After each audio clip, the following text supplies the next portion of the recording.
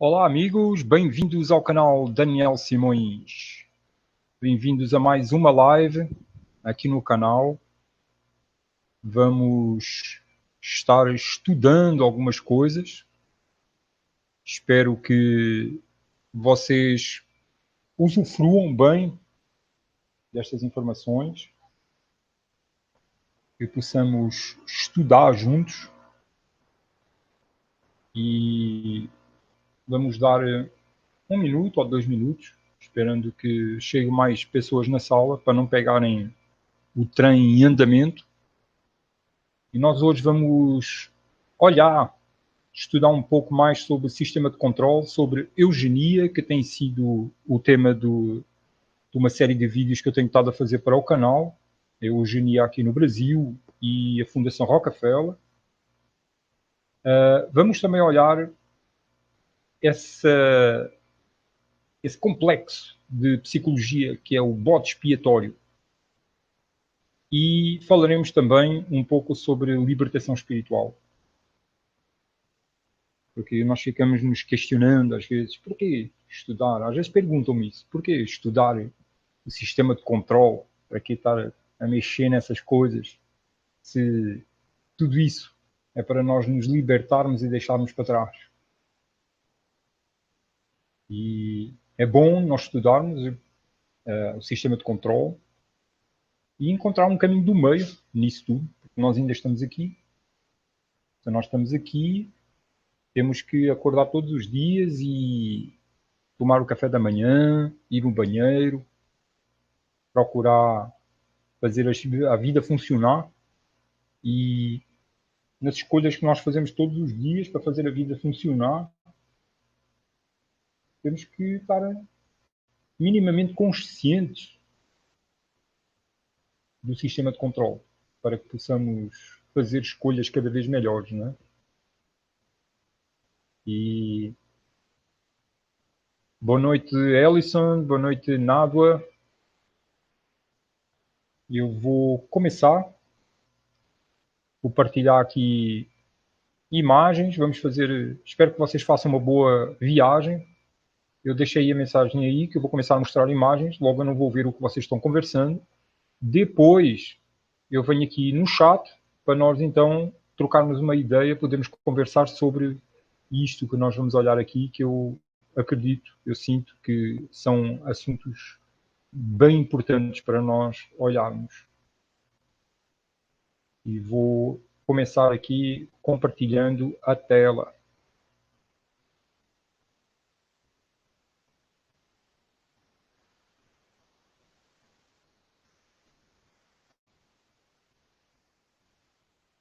E vou aqui verificar como é que está. Se olhar aqui no YouTube para ver se está partilhando bem. E tá, oh maravilha, agora descobri como abrir a janela toda. Normalmente eu partilhava só se via uma parte, mas agora consegui ficar na janela toda. Legal. Então, vocês estão vendo exatamente aquilo que eu estou vendo, né? Isso é muito bom. Então, vamos lá. Eu coloquei um tema, fiz um artigo para o blog dentro de um tema algo controverso e que muito circula este tema pela net. E eu normalmente eu não costumo aproximar assim deste tema, né?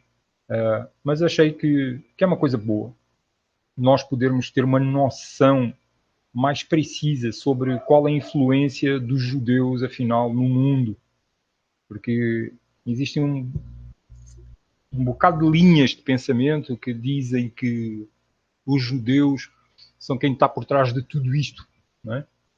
Todas estas teorias, estes governos mundiais, estes, não é? Que como o povo chama, estes Illuminatis e essa coisa toda, né?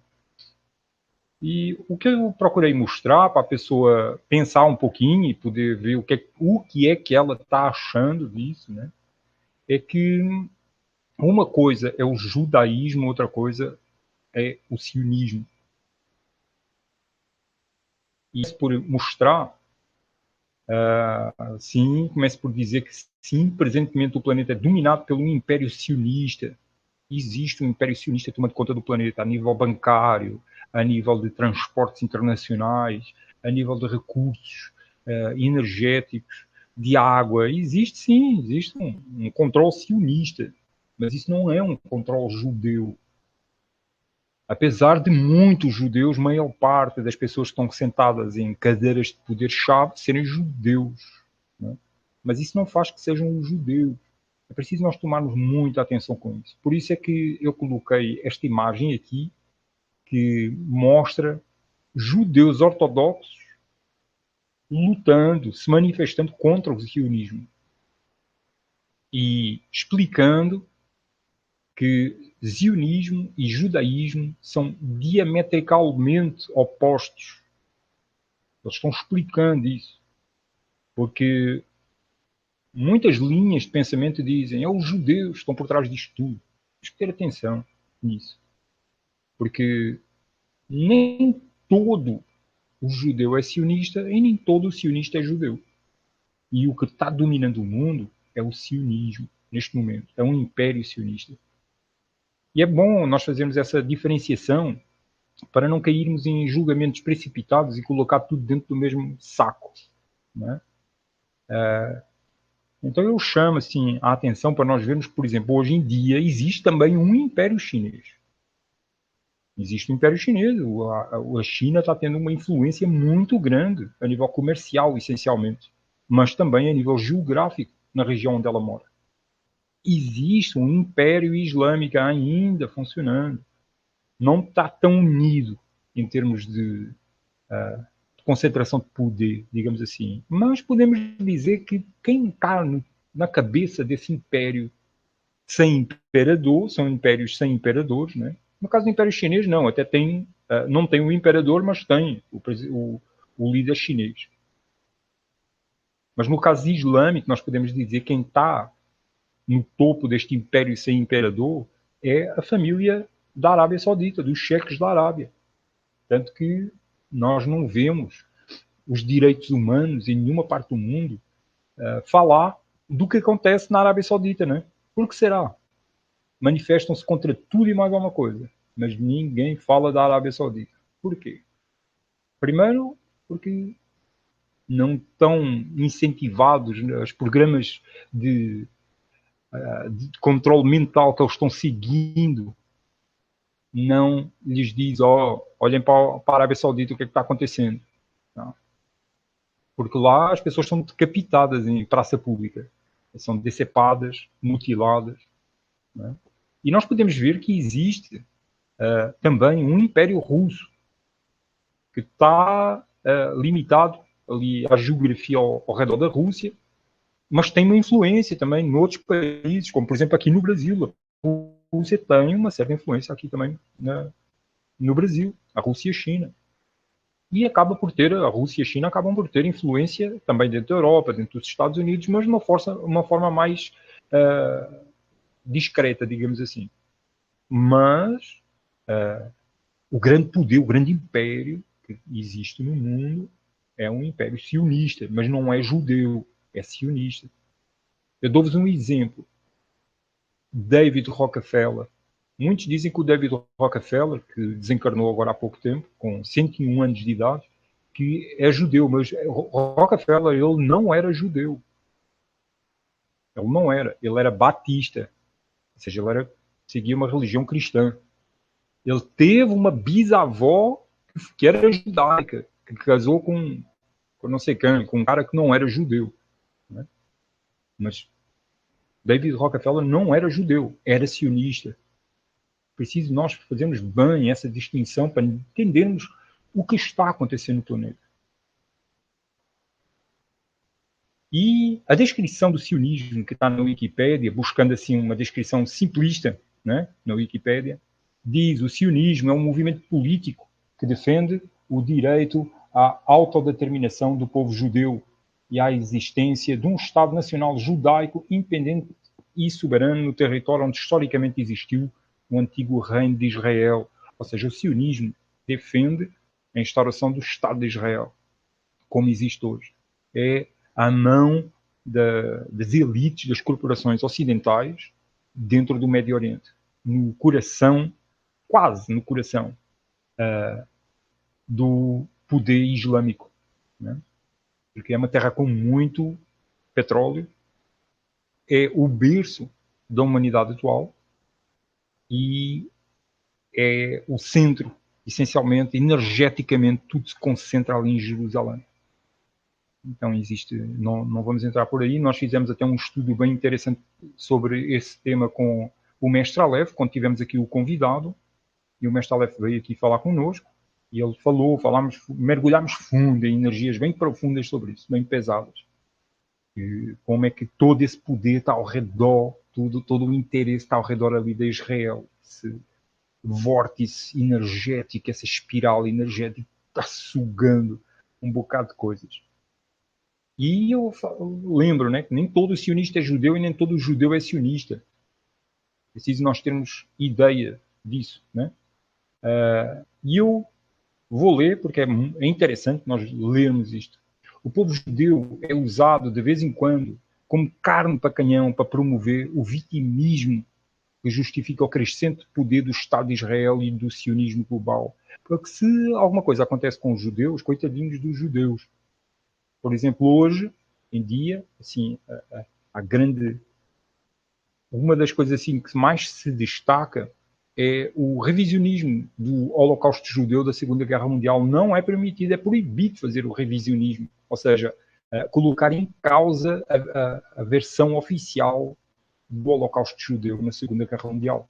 É proibido na Europa e nos Estados Unidos. Quem fizer isso vai preso. Ora, num período de história, digamos assim, para ir em história mais concreta, num período assim de 5.000, 7.000 anos de história humana, é o único período que é proibido colocar em causa a versão oficial. É o do Holocausto Judeu da Segunda Guerra Mundial. Porquê? Não é? O povo do Estado de Israel, que nem judeu é, porque é descendente dos judeus askenazes, quem quiser saber mais sobre isto, pode procurar, porque é num país na, na Europa de Leste, que não tinha religião e o imperador de lá jogou à sorte e saiu os judeus e hoje eles até se acham judeus. É interessante procurar essa história. Mas o povo do Estado de Israel, como qualquer outro povo, é alvo de programas de controle mental e da engenharia social dos seus governantes sionistas. E como qualquer outro povo, defende como boa e justa a história do seu país. Logo, a maior parte do povo judeu é sionista. Mas o povo judeu está sendo usado para que os poderosos alcancem os seus objetivos de poder e dominação mundial. E eles simplesmente não olham se tiverem que sacrificar o povo. Muitos culpam os judeus de todos os males que existem hoje no mundo. Falam sobre a cabala judaica. Cabala não em termos místicos, mas em termos de conspirações para uma dominação mundial.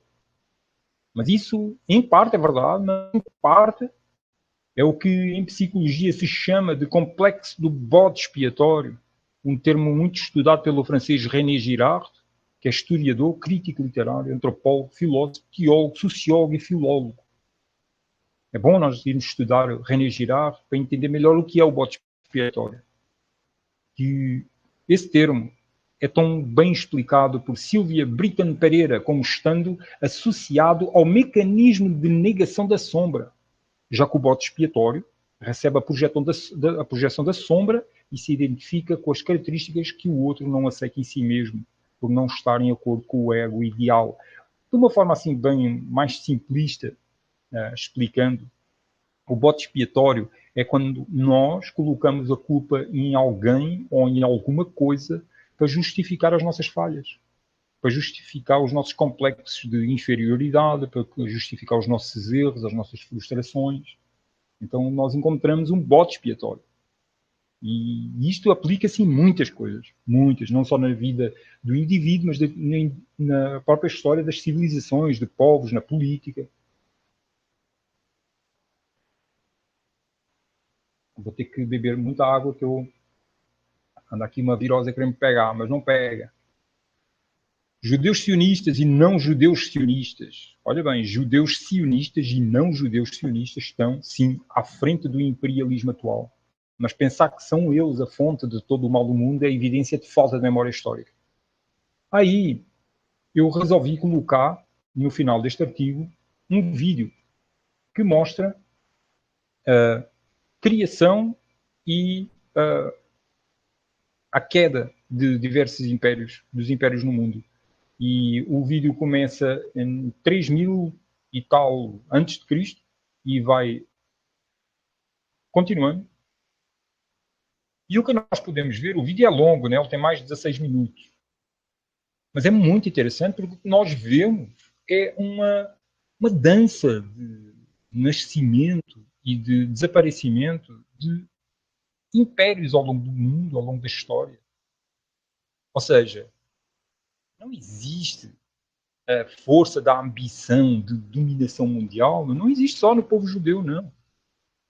Existe no coração dos gananciosos, que quanto mais poder têm, mais poder querem. Vamos avançar o vídeo só um pouquinho para aqui. Nós começamos a ver já. Não sei se vocês estão ouvindo a música, mas eu vou tirar o som. Aqui já em 600 anos antes de Cristo. Né? E nós vemos esta dança, impérios aparecendo e desaparecendo, lutando, guerras, todos procurando dominação. Umas vezes têm deuses, digamos, esses deuses tipo Anunnakis, né? No poder, outras vezes têm o islamismo, outras vezes têm outro tipo de deuses, como quando nós vamos aqui mais para o Oriente, tem outro tipo de forças. Hoje, atualmente, nós temos o Império Sionista. Mas o Império Sionista não está dominando o mundo todo ainda. Ainda o governo mundial ele já está quase instaurado, mas ainda não está completamente. Porque ainda não se chegou a um completo acordo. Ainda existe. É assim, todos estão querendo caminhar para isso. Para um completo acordo entre todos, uns com os outros, para chegar e criar um governo mundial mesmo e anunciar, o planeta tornou-se uma só nação e tem um líder e tem um parlamento e tem um só sistema judicial e uma só moeda e um só é uma coisa só. Ainda não se chegou a esse nível, né? Mas é isso que se está querendo, só que ainda existem lutas de poder em cima. E isso acontece, mesmo até, por exemplo, em microcosmos como no Brasil, que as crises que nós estamos vendo aqui no Brasil nada mais é do que lutas de poder internas para ver quem é que é marionete desses líderes mundiais, desses governos, do governo mundial, que já existe, mas ainda não está completamente estruturado ali, firme ainda. Né? Então, aqui no Brasil, o que nós vemos é simplesmente a continuação de políticas, desde há muito tempo, há dezenas de anos, que essa política é seguida. Ora, sai um e entra o outro, e parece que os partidos são de ideologias opostas ou diferentes, e quando nós olhamos, estão seguindo sempre a mesma linha uns dos outros. E como é que é se o partido é diferente? Porque o que eles estão fazendo aqui no Brasil, e não só no Brasil, como em outros países, é lutando entre si para ver quem é que se senta na cadeira da marionete do governo mundial aqui no Brasil. Né? Então, não é muito certo nós dizermos que são os judeus que estão à frente disto. Né? Claro, nós quando vamos pesquisar os presidentes das grandes corporações, bancos centrais e tudo, nós vamos encontrar imensos judeus, porque existe sim uma maioria, mas não são só judeus. Não são só judeus. E o povo judeu, se pudesse ser sacrificado, se tiver que ser sacrificado para que esses caras se mantenham no poder, eles sacrificam, não tem problema nenhum. Jogam uma bomba em Israel só para justificar a invasão de outros países. Ora, daí nós podemos depois procurar contextualizar, que é isso que eu tenho vindo a fazer aos poucos. Eu tenho vindo a trazer muita informação sobre o que está acontecendo aqui no Brasil, notícias que não saem nos meios de comunicação social e que muitos de vocês, acredito que estejam seguindo. Deixa eu verificar aqui como é que está. Está tudo, está andando. que é sobre a exploração da água. Mas a água é só um exemplo, né? A água pode ser uma referência de estudo para nós entendermos o que está a acontecer aqui no Brasil, a nível de exploração das riquezas. Porque o que está a acontecer aqui no Brasil acontece em outros países também, é a mesma coisa. E para vocês verem que este trabalho, eu estou aqui e eu faço a pesquisa e vou buscar estas informações, organizo para apresentar, mas vocês, ao conversarem comigo, ao reagirem às minhas postagens no Facebook, no blog, no grupo do WhatsApp ou no Telegram, que são os canais que eu estou usando agora, quando vocês falam comigo e me dão as vossas visões, vocês estão a auxiliar a eu criar cada vez melhor esta visão. E hoje, para dar um exemplo, houve uma pessoa, que agora não me lembro o nome dele, porque acho que ele está acompanhando o meu trabalho há pouco tempo, a pessoa no Facebook, ela perguntou-me se estas empresas estavam vendendo refrigerante e cerveja para fora, para o estrangeiro. E eu, de repente, eu entendi o que é que ele estava querendo saber. Eu entendi. Isto ele comentando uma postagem sobre a água. Até acho que foi esta que ele comentou, lá no Facebook. Aí eu fui procurar e deparei-me com isto. Olhem bem o que é que está aqui. Eu deparei-me com isto. O Brasil exporta cerca de 112 trilhões de litros de água doce por ano para o estrangeiro. Olha bem. Cara, há pouco eu estava falando com a minha companheira e eu disse a ela que era 2 trilhões e eu já estava achando muito. Não é 2 não, é 112 trilhões de litros de água doce por ano para o exterior. Meu irmão, tem noção do que é isto? Aí surge a questão. Espera aí, o Brasil está a passar, existem regiões no Nordeste e no Norte do Brasil que estão a passar secas extremas. As pessoas estão passando muita dificuldade devido à seca. Aqui onde eu moro, graças a Deus que eu tenho furo aqui, eu tenho um poço e tem água limpinha, bem boa para mim. Mas aqui onde eu moro, que é uma cidade no interior, na costa leste do Ceará, a 45 km de Fortaleza, a empresa da água passa dias sem fornecer água às pessoas e quando fornece a água vem verde ou amarela. E as pessoas têm para pagar as contas no final do dia. Então é uma exploração imensa isso. E depois nós descobrimos que existem empresas internacionais aqui no Brasil exportando 112 trilhões de litros de água doce para fora. Espera aí, mano, o que é que está a acontecer aqui? E esta exportação, ela acontece não só por empresas estrangeiras, mas por empresas nacionais também. Mas nós questionamos, será lógica isto?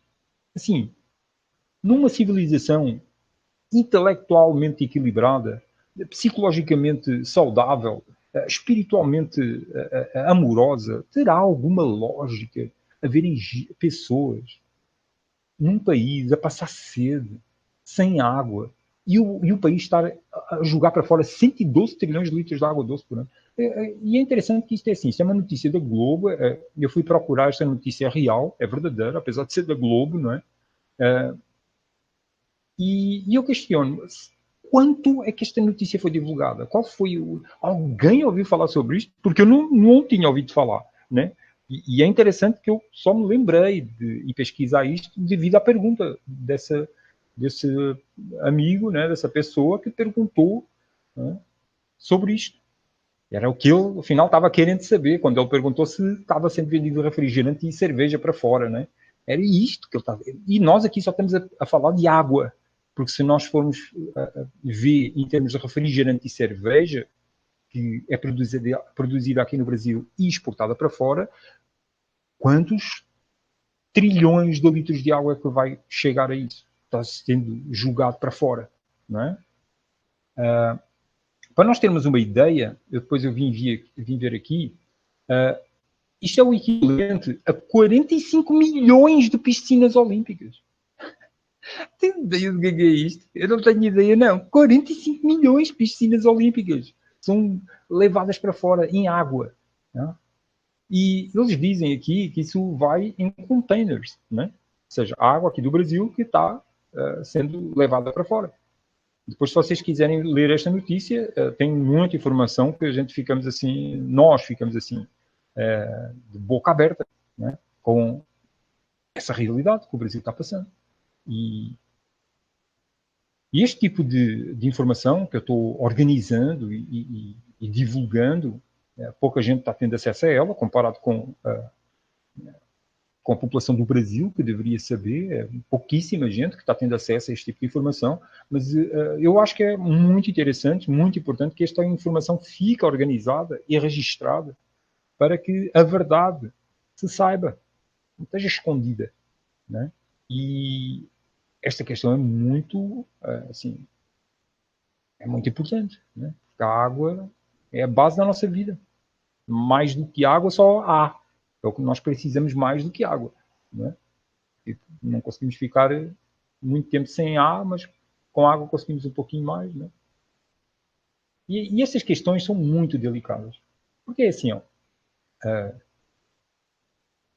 eu não sei se vocês viram este trabalho que eu apresentei, né? Nós devemos ter em atenção o seguinte, que todos têm direito a ter acesso à água. Mas como é que a população vai acessar a água se ninguém escavar o solo? O Estado tem o direito de cobrar pela captação e distribuição de água? Será que tem? Porque a população já paga 50% em impostos, né? Aqui no Brasil, acho que são 5 meses ou quase 6 meses que as pessoas ficam trabalhando só para pagar impostos. Depois disso é que começa a trabalhar para o dinheiro que recebem realmente. Então, será que o Estado tem o direito de cobrar pela captação e distribuição de água? Ou será que a água deveria ser gratuita? Já que toda a captação e infraestrutura de distribuição é paga com os impostos que as pessoas têm. Assim como o sistema de saúde. Então, nós sabemos que isso não está a acontecer e as pessoas pagam porque simplesmente os impostos não são bem aplicados. É um imposto. Então, haver Estado e imposto é das piores coisas que existem. Se o Estado não investe na captação e distribuição de água à população, quem o fará, se não privados? Né? E aí surgem privados nacionais e estrangeiros que investem na captação de água em seus próprios terrenos para fins pessoais ou de comercialização. E será que eles têm o direito de negar o acesso a esta parte, à água, por parte de terceiras pessoas necessitadas e sem possibilidade de pagar? Ou seja, será que privados, tanto nacionais quanto estrangeiros, eles têm o direito de negar o acesso à água por parte das comunidades, populações que queiram ter acesso a essa água? É uma pergunta. Né? Até onde é que vai isso? Porque o privado, ele gastou dinheiro próprio para furar o chão, né? Para captar a água. E se as pessoas quiserem ter acesso à água, será que elas terão que pagar alguma coisa a eles? Possivelmente sim, né? Eu acho que talvez até devam pagar. O privado é que pagou para fazer aquilo no terreno dele, fazer um poço. Mas será que ele tem o direito de negar o acesso a pessoas que realmente estão necessitadas de água, não têm água, e aquela é a água ali disponível, e não tem a possibilidade de pagar? Será que ele tem o direito de negar a água a essas pessoas? São questões que começam não só aí para a área da consciência, mas vão para a área do coração também. E é disso que a sociedade está carente. Não encontrar soluções só pela racionalidade e pela legislação, mas encontrar soluções pela consciência e pelo coração. E nós precisamos falar isso. Uma civilização que encontra as suas soluções e as suas práticas baseadas na consciência e no coração. Porque não é isso o tipo de sociedades que estão sendo formadas no mundo hoje. Muita coisa que é formada, ela não é baseada em consciência e em coração. Por isso é que existe tanta gente passando necessidade. E é por haver muita gente passando necessidade que surge o socialismo com toda a força. E o socialismo é a completa dependência do Estado. A pessoa tem todas as áreas da sua vida dependentes do Estado. E o Estado passa a ver-se, a arrogar o direito de interferir em todas as áreas da vida da pessoa. Então, nós precisamos começar a pensar, a ter estas noções. Quanto mais de nós falarmos sobre isto, mais esta consciência vai se gerando e os poderosos, aos poucos, isto começa a mudar. Tem que mudar. E muda pela consciência. Não é por revoltas, assim, violentas, destruir, de matar, não é por aí. É difícil, lá vem a questão. É difícil quando nós encontramos violência direta à nossa porta. Aí é diferente. Né? Aí é diferente. Estamos a falar de outras situações. Estamos a falar de funcionamento da própria sociedade, com os seus serviços, com os seus produtos, os acessos. Como é que se tem acesso aos diversos serviços e produtos na sociedade? Como é que ela funciona? Não é? Isso, para nós podermos fazer isso funcionar bem, tem que ser através da consciência, através do coração, através do amor. Precisa haver uma união. E isto não está pior. A situação social no Estado não está pior porque existem pessoas funcionando dentro do Estado que têm coração, que têm consciência. E aí aqueles que agem pela ganância, pela competição, só em belo prazer, eles veem-se às vezes um pouco retraídos, não com tanta liberdade de sugar e vampirizar, porque está alguém que está sendo testemunha e não está concordando com isso. Então, muitas vezes só de olhar, estar ali parado, olhar, ver. Não é filmar, não é pegar no celular e filmar. Estar ali e ser testemunha, mostrar àquela pessoa que eu estou aqui vendo. Isso às vezes impede que alguma coisa aconteça. Agora, o despertar da consciência, aí é diferente. Aí já estamos a falar de algo mais espiritual. E a maior parte das pessoas hoje, infelizmente, elas estão muito ligadas em religião, não em espiritualidade. Então, fica difícil, às vezes, a caminhar na direção certa, não é? E esta frase aqui é uma frase-chave, né? Investir na qualidade de vida da população em geral sempre evitou que esta se revolte contra o Estado e as empresas. E as empresas sabem disso, e o Estado sabe disso. Por isso é que surge o socialismo. Por várias questões. Por isso é que surgem os princípios de eugenia, que nós estamos estudando também nos vídeos. Porque ao melhorar a qualidade de vida das pessoas, tem-se mais mão de obra. Existem mais operários para trabalhar, para gerar riqueza para aqueles que querem ter riqueza, e evita que as pessoas se revoltem. Porque quando a pessoa começa a ter sede e fome, começa a ter carência, e começa muita gente a ter fome e sede, aí a revolta fica mais perto de acontecer. Está mais sujeito. E os Estados e as empresas, por lições da história, sabem muito bem disso. E então, eles sabem como fazer a coisa. Melhoram a qualidade de vida das pessoas, com serviços sociais, com assistência social, e acabam por ter mais mão de obra, com mais qualidade. Não ficam eles, os ricos, sujeitos a receber doenças dos pobres. E os pobres, os operários, ficam com menos tendência para se revoltar. Nós aqui, para conseguirmos entender o que é a eugenia e como ela funciona nisto tudo, a eugenia tem 3 vertentes. Tem a eugenia positiva, negativa e preventiva. A eugenia positiva é aquela que procura melhorar aqueles que vão nascer, a próxima geração, através de cruzamentos entre pessoas saudáveis e inteligentes, hoje em dia com manipulação genética de bebés, antes de nascerem, para que possam nascer mais inteligentes, com menos doenças. Isso é eugenia positiva. É trabalhar diretamente na qualidade da próxima geração que vai nascer. Depois tem a eugenia preventiva, que é melhorar as condições de saúde das pessoas, tratar de saneamento, de higiene, para evitar que existam doenças, levar ações para dentro de comunidades para evitar que exista alcoolismo. Mas como a coisa é bem complexa, né? Bem complexa a esses níveis, porque depois entram outros interesses por trás com drogas e tudo, né? Mas a questão das drogas ela já surge, porque quem está dependente das drogas também está menos suscetível realmente de se revoltar contra o Estado. Não é? Que, apesar de ser bem complexo, não é? Nós vemos pessoas de poder político estar por trás de tráficos de droga aqui no Brasil e no mundo, não é?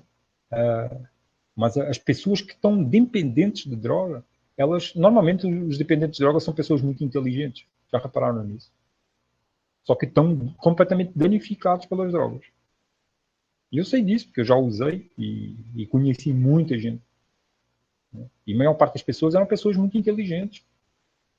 Só que estavam dominados. Né? E ali já fica ali uma geração completamente anulada de se revoltar contra alguma coisa. Né? E ao mesmo tempo estão fazendo dinheiro à custa dessa destruição. Né? E a eugenia preventiva, ela tem também associada programas de planejamento familiar e de controle de natalidade. Todos esses nomes eles estão sendo usados hoje por movimentos de esquerda que defendem o feminismo, que não é feminismo, porque o feminismo é a defesa equilibrada, amorosa do sagrado feminino. E o que hoje nós vemos ser expressado é o feminazi, que é uma postura completamente descontrolada e emocionada, com emoções completamente descontroladas, que agem pelo choque, pelo escândalo, e não pela argumentação inteligente, na conquista de direitos, através da argumentação. E o que nós hoje vemos, estas feminazis, que nada têm de feministas, estas feminazis, elas são, sem elas saberem, a maior parte delas, inspiradas num grupo que é Femen, da Ucrânia. Um grupo diretamente ligado a movimentos de extrema-direita neonazi. Por isso é que o nome é feminazi. Então, quando nós olhamos, nós começamos a entender as várias ramificações que nos levam até ao centro do problema.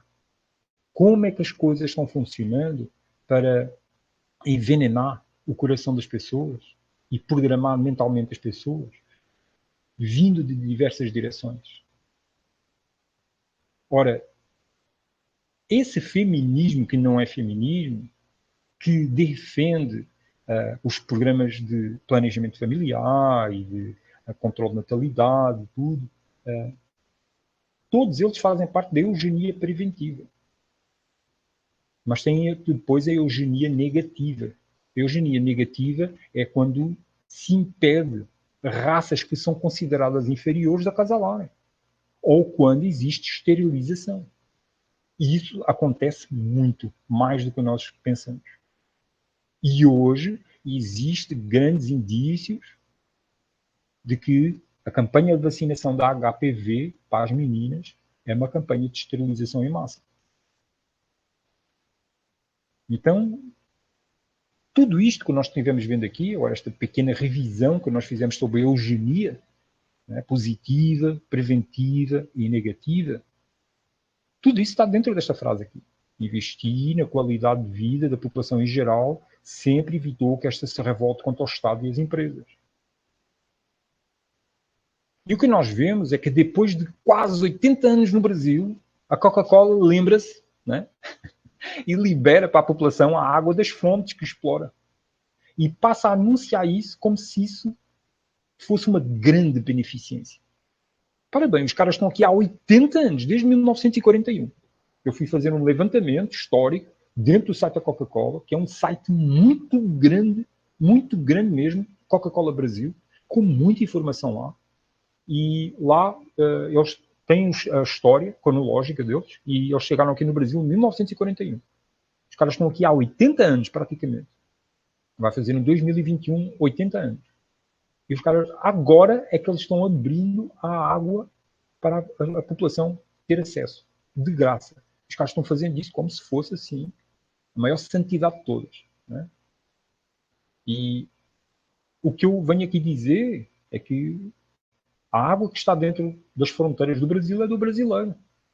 Porque é que estas empresas internacionais vêm aqui, compram terrenos, têm fontes de água lá dentro, vendem essa água para o próprio brasileiro e para fora, e o brasileiro está com sede e não tem água.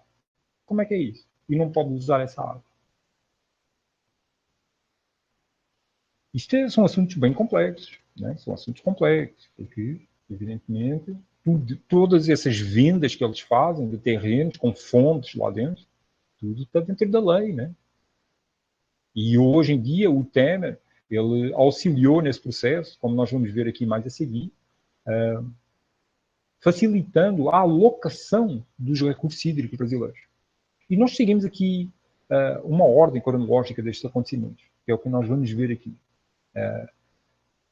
Podemos dizer que não existe uma prova concreta sobre esta, vou-lhe chamar mesmo, conspiração, para roubar a água toda do Brasil. E quando falamos de água, nós podemos depois fazer uma pesquisa baseada no petróleo, ou fazer uma pesquisa baseada no nióbio, ou na riqueza florestal da Amazónia, ou no ferro, ou no alumínio. É? Mas aqui estamos focados aqui na água. E esta história da água resume todo um contexto do que está a acontecer aqui no Brasil. Tudo. Porque estes caras estão conseguindo fazer todas estas coisas e mantêm-se no poder e livram a cara, porque simplesmente eles estão permitindo que estas corporações estrangeiras tenham acesso às riquezas naturais do Brasil, porque o Brasil é o país mais rico do mundo. E isso é uma coisa que o brasileiro precisa começar a ter consciência. O Brasil é o país, em termos de recursos naturais, mais rico do mundo. Então os interesses aqui dentro são muito grandes.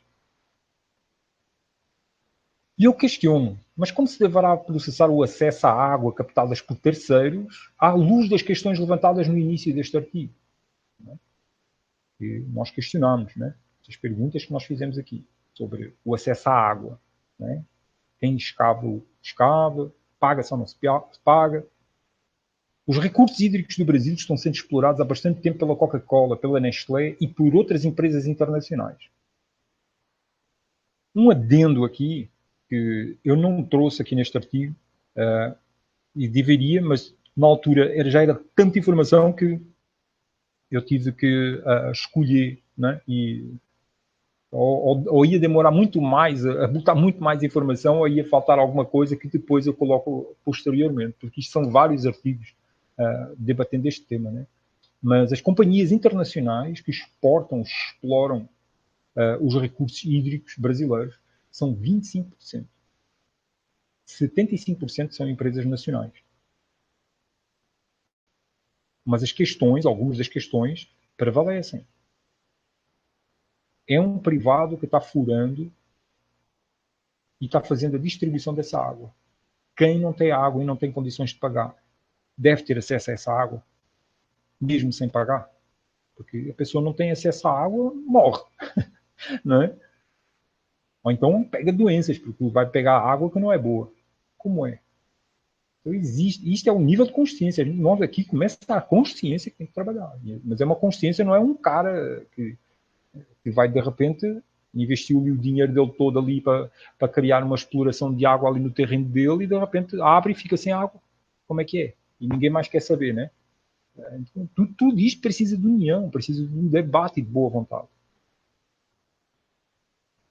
E aqui tem um erro português. Estes recursos estão sendo privatizados? A própria Coca-Cola responde que sim. A empresa está comprando recursos hídricos no Brasil e ela conta isso aqui onde ela diz que a Coca-Cola está envolvida na compra de terrenos e fontes de água mineral para fins exploratórios. Ela própria diz, sempre existe a possibilidade de compra de terrenos com fontes de água mineral. Sempre existe a possibilidade? Não. Cara, os caras trabalham com água. Coca-Cola é feita de água. Todos os refrigerantes são feitos de água. Eles vendem a água. É água cristal. Então precisam de água. Todos os terrenos que eles compram têm que ter água. Né? E nós vimos que eles chegaram em 1941. Né? Quando eu fui procurar, deixa-me olhar aqui no YouTube como é que vocês estão. Ixi, vocês estão conversando muito, né? Continuando. Quando eu fui pesquisar quais as fontes de água que estão sendo exploradas pela Coca-Cola, não é fácil assim encontrar, porque não existe uma lista. Eles colocam num link, eles colocam, eu até mostrei aqui, ó, nestes 3 links.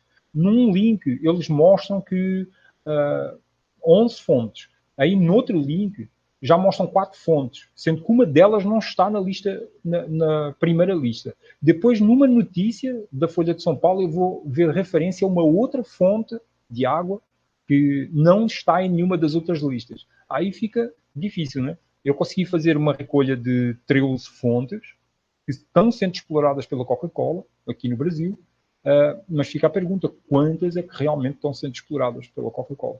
E a Coca-Cola, neste momento, eles estão abrindo, como eu disse, com um projeto chamado Água Mais, estão abrindo as fontes, começando a abrir as fontes para o acesso gratuito à população à água.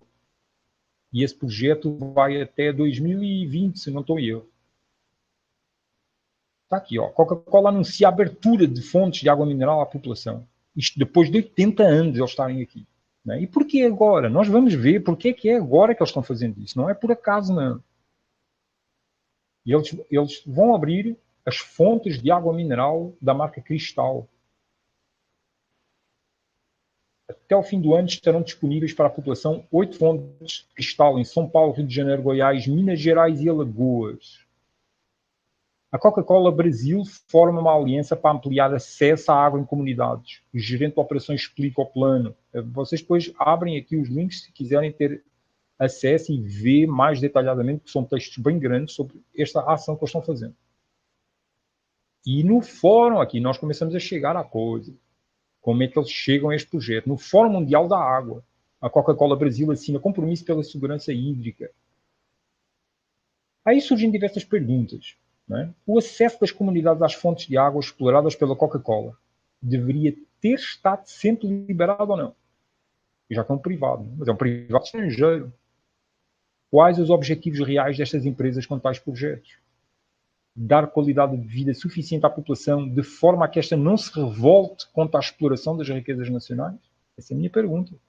E ainda existe outra coisa. Quem está fazendo todo pagando estas infraestruturas de acesso à água é a própria Coca-Cola, com um investimento de 25 milhões. E o que é que eles estão esperando de receber em troca? Ou o que é que eles estão esperando de não perder? Será que eles estão investindo 25 milhões para as pessoas terem acesso à água, para que as pessoas aceitem a presença da Coca-Cola aqui no Brasil? E o assunto é delicado, né? Esta permissão, que é como a Coca-Cola está chamando a abertura de fontes à população, foi anunciada pelo presidente da companhia, Henrique Brown, durante o painel Compromisso Empresarial de Segurança Hídrica, no 8º Fórum Mundial da Água, que aconteceu em Brasília de 18 a 23 de março de 2018. Esta abertura de fontes faz parte do projeto Água Mais, que é constituído por diversos segmentos de ação com um investimento de 25 milhões. Aí o que nós vamos ver aqui é que a iniciativa da Coca-Cola em permitir o acesso das comunidades às fontes de água por elas exploradas está em perfeita consonância com os objetivos 6 da Agenda 2030. Eu não sei, assim, deixa-me olhar aqui para vocês aqui. Tem 13 pessoas assistindo. Vocês reparem que nós, para conseguirmos ter acesso e entender realmente o que é que está acontecendo, nós precisamos, não é para qualquer um. Por isso é que eu postei aí uma imagem em uns canais, do canal Daniel Simões, dizendo que as pessoas que acompanham este trabalho têm que ser pessoas inteligentes e têm que ser pessoas já com o coração predisposto a fazer o que é certo. Porque a pessoa, para entender realmente todos estes alinhamentos do que está a acontecer aqui no Brasil, ela precisa estudar, nós precisamos ter acesso, ler, ter paciência, de ouvir alguém falando sobre isto. Né? E não é fácil, não. Mas eu fico assim até admirado, eu dou os parabéns a vocês que conseguem acompanhar. E compreendo aqueles que não conseguem acompanhar estes estudos, com pena de eles não conseguirem acompanhar, mas eu assim, dou os parabéns a quem consegue acompanhar todo este desenrolar. É um verdadeiro estudo, é uma aula. Né? Ora, nós já lemos, quem acompanha estes estudos que eu apresento, nós já tivemos fazendo estudos de diversos programas de diversos objetivos que constam da Agenda 2030. E existem objetivos direcionados a diversos segmentos da sociedade, a todos praticamente os segmentos da sociedade. E esta ação que a Coca-Cola está fazendo, ela está em perfeita consonância com o objetivo 6 da Agenda 2030, que diz pretender assegurar a disponibilidade, está aqui embaixo na imagem, assegurar disponibilidade e gestão sustentável da água e saneamento para todas e todos. Está aqui o link, se vocês quiserem acessar para ver mais detalhadamente. O que é interessante é que, reparem, as contradições, que é isso que eu tenho vindo também a buscar, as contradições que existem nestes casos. Né? Estes programas, aqui eu vou comprovar o que eu falei atrás, estes programas são só para acalmar a população. É um paliativo para a população não se revoltar. Porque, repara bem, os caras dizem assim, objetivo 6, assegurar a disponibilidade e gestão sustentável de água e saneamento para todas e todos. Mas aqui embaixo, em 2015, eles disseram que até 2030 o planeta pode enfrentar um déficit de água de até 40%. E este relatório diz que as pessoas vai haver muita seca. Muita gente vai passar mal com a falta de água. Por quê? Se os caras já estão com capacidade de logística, né? Já existe capacidade de logística, tecnológica, mecânica, administrativa, para conseguir levar para fora do Brasil 112 trilhões de litros de água. Se é possível levar para fora do Brasil tanta água, não é possível distribuir água aqui no Brasil todo e acabar com a seca e plantar árvores em todo lugar e produzir comida para todos? Criar verdadeiros sistemas de agroflorestais em todo o mundo? Todo mundo não, aqui no Brasil. O mundo também. São estas contradições que nós só conseguimos encontrar, descodificar isto, se nós estudarmos. Eles, por um lado, eles dizem uma coisa, que é água para todos e todas. Por outro lado, eles dizem que vai haver 40% de déficit de água, que não vai haver água para toda a gente. Só que nós, como eu já mostrei algumas vezes, descobrimos que num estudo que o maior aquífero do mundo fica no Brasil e abasteceria o planeta por 250 anos. Isto aqui, eu publiquei, eu vou abrir aqui, porque merece que seja revisto, porque o vídeo fica no canal, fica no YouTube, e pessoas acabam por ter acesso esporádico a este tipo de assunto. Às vezes nem conhecem o meu canal e podem ver. Está aqui, maior aquífero do mundo fica no Brasil e abasteceria o planeta por 250 anos. Isto aqui não é nenhum boato. Isto aqui foi feito por uma equipe da Universidade Federal do Pará. Está aqui. Foi feita com a liderança do professor do Instituto de Geociência, Francisco Matos. E isto foi calculado até uma profundidade de 500 metros. Porque é mais profundo, ou seja, existe muito mais água do que já conseguiu ser calculado. Por isso é que eles estão tão interessados na água no Brasil. São 112 trilhões de água potável todo o ano para fora do Brasil. Os caras precisam de muita água. É muita água que eles precisam para manter este negócio. Por isso é que apareceu em 2017 esta proposta de lei do Senado. Projeto de lei do Senado. O 495 de 2017, que altera a Política Nacional de Recursos Hídricos para priorizar o uso múltiplo e a alocação mais eficiente dos recursos hídricos, bem como para criar mercados de água. Olha bem o que é que está aqui a dizer.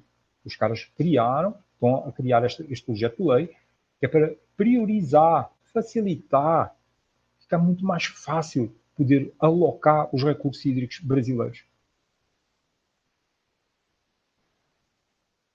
Eu mostrei também aqui o monitor de secas, né, da FUNSEM, é muita seca, aqui é a região do Ceará. Nós vemos que o 8º Fórum Mundial da Água que aconteceu em Brasília teve como principais patrocinadores a Nestlé, a Coca-Cola, a AMA, que também é uma fornecedora de água, a BRK, que também é uma distribuidora de água internacional.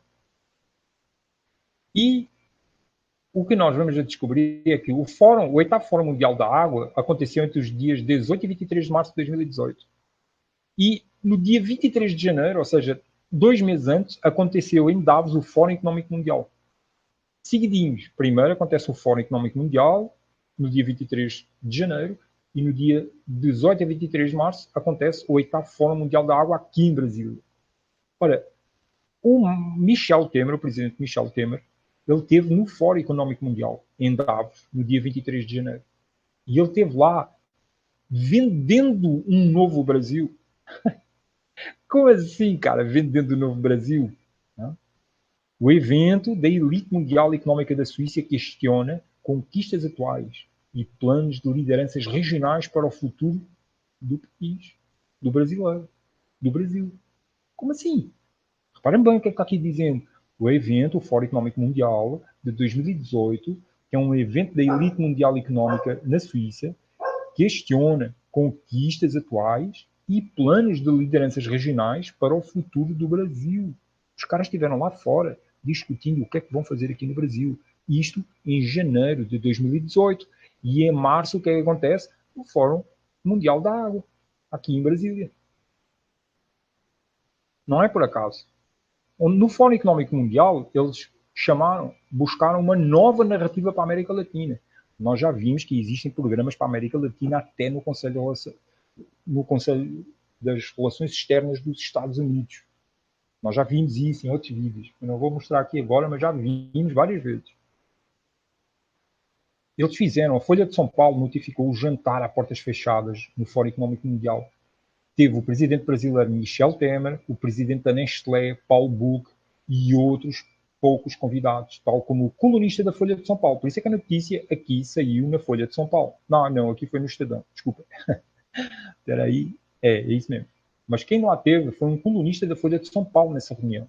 Ora, por que é que está um colunista da Folha de São Paulo numa reunião entre proeminentes como o presidente brasileiro, Michel Temer, e o presidente da Nestlé, que é o Paulo Buch? Teve Maria Cristina Farias, que é a presidente do Itaú, do Brasil, Cândido Brancher, que é o presidente da Bradesco, Luís Carlos Trabuco, que é a diretora da Universidade de Oxford, na Inglaterra, e Guy Woods, e o presidente executivo da Cinepolis, Alexandre Ramírez. O encontro foi mediado pela diretora de Estratégia Regional do Fórum da América Latina, Marisol Argueta de Barilhas. Reparem bem, existe dentro do Fórum Económico Mundial o Fórum para a América Latina. E lá eles estão a discutir as políticas, dando as diretrizes ao fantoche, que é o Michel Temer, dando-lhe as diretrizes sobre o que é que há de ser feito aqui no Brasil. E os caras aqui no Brasil estão se comendo uns aos outros para ver quem é que se senta nessa cadeira. Entendo, não existe. Eu quando vejo as pessoas torcerem por um político ou por outro político, este é que dá certo. Não, a solução é este aqui agora é que vai dar a volta no Brasil. É disto que o Brasil está precisando. Cara, é porque as pessoas não entendem como é que isto funciona, não. Os caras, esses políticos estão lutando para ver quem é que se senta agora aqui, nestas cadeirinhas, aqui. Não? E os caras vão lá fora, muito importante, achando-se os campeões, vão se reunir com estes caras, com o presidente da Nestlé, por exemplo, para receberem ordens sobre o que é que há de acontecer aqui dentro. Então é preciso realmente estudar para nós sabermos o que pensar, o que fazer em relação a isto.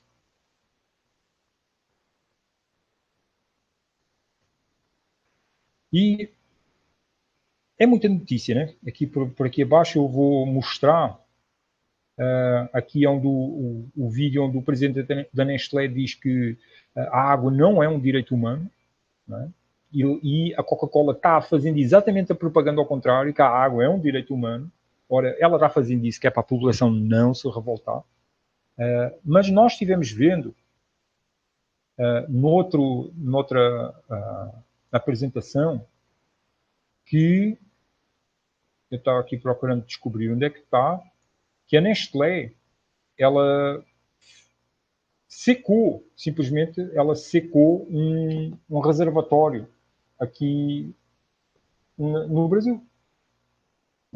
ela simplesmente através da exploração de água, sacou tanta água de lá desde os anos 90 que tem um processo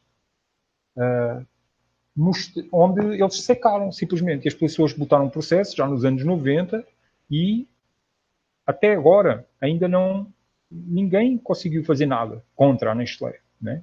E os caras secaram a fonte lá. E as pessoas vivem, estou aqui procurando enquanto estou falando, está aqui, ó. Isto saiu na revista Isto é Dinheiro, né?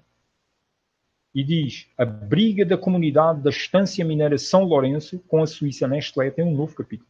Os moradores acusam a empresa de secar o famoso Parque das Águas do município e o Ministério Público pede que a empresa pague o estudo de impactos ambientais. Mas isto está desde os anos 90. Está aqui o link, vocês depois podem abrir para ler melhor, né? E desde os anos 90 que isto está a acontecer. Né? E a população lá que vive do turismo, simplesmente toda a população está sofrendo porque os caras simplesmente não têm água. Como é que vão fazer? Né? É pouquíssima água lá. Né? Ora, depois tem grupos que se estão aproveitando dessa situação. A última manifestação que houve foi organizada pelo MST. Né? Então, nós podemos ver aí como é que a coisa acontece. Né? Ou seja, a população está passando carência, aí sente-se desamparada e surgem movimentos querendo dar o apoio à população para se autopromoverem, né? E serem usados para ver se surgem os benefícios sociais que mantêm a população adormecida. Né? Entretanto, a seca, aqui no Brasil, faz o governo federal reconhecer que a situação de emergência em 184 cidades. Né? É uma situação grave. Né? É uma situação grave aqui. E vou aqui olhar para vocês agora, ver o que vocês querem, estão aqui falando.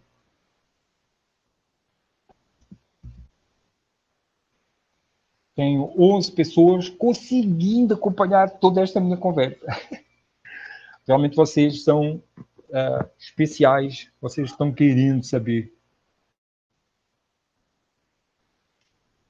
O Ellison está dizendo: Daniel, você pode falar um pouco dos blocos económicos que a Rússia e a China estão envolvidos, assim como o Brasil também, e porque estão comprando grandes quantidades de ouro por ano? Ellison, aí começa a entrar numa área que eu não estou tão familiarizado assim. Eu posso te dar uma resposta assim por alto nisso. Quem te daria uma resposta assim muito boa a essa pergunta seria o Rafael, do canal Ideias Radicais, né? O cara tem muito conhecimento. Mas o que eu posso dizer a esse nível é que para se formar um governo mundial é preciso criar blocos económicos. Sabe? Assim, por exemplo, aqui na América Latina existe a União Sul-Americana das Nações para facilitar a abertura de fronteiras, a comercialização entre os países. E para isso, esses acordos comerciais eles estendem-se para fora, como por exemplo com os BRIC, né? Que é o Brasil, Rússia, Índia e China. E agora a África do Sul também. Né? E essencialmente eles estão, assim, o grande investimento aqui no Brasil, existe muito investimento da Rússia e da China. Ora, o que nós vemos aqui também acontecer aqui dentro do Brasil é uma luta entre grandes potências mundiais, entre os Estados Unidos, a Europa, Israel e o bloco Rússia-China. Existe uma parceria, digamos assim, entre os Estados Unidos e Israel. Esses aí estão conectados, diretamente conectados um com o outro. Aí tem a Europa ali no meio, que a maior parte das vezes está em consonância com os dois. Agora com o Trump, tem andado assim um pouquinho com algumas divergências. Né? Mas, essencialmente, nós podemos dizer que tem esse bloco aí, que está unido pelo grupo de Bilderberg e pela Comissão Trilateral. E a Comissão Trilateral já inclui o Japão também. Então, esse bloco aí, ele está aqui dentro do Brasil investindo para conseguir sugar as riquezas aqui. Depois tem um outro bloco, que é o bloco Rússia-China. Esse bloco aí também está fazendo investimento aqui para conseguir ser o principal dominador aqui dentro do Brasil. E claro que existem conflitos entre eles, entre esses blocos, né, para ver quem é que consegue colocar aqui representantes dos governos deles, né? Mas todos estão caminhando para a criação do governo mundial. Eles vão de mãos dadas nisso. Os caras, quando chega a esse nível, os caras não ficam uns contra os outros. Porque a esse nível, eles sabem muito bem para onde é que a coisa está aí. Aí eles estão unidos nisso tudo. Né? Agora, porquê é que as pessoas estão comprando grandes quantidades de ouro? Porque simplesmente o capitalismo vai desaparecer. Não, este tipo de sociedade que nós estamos vendo aqui, ela vai implodir. Vai implodir. Não é uma questão de se, é uma questão de quando. Porque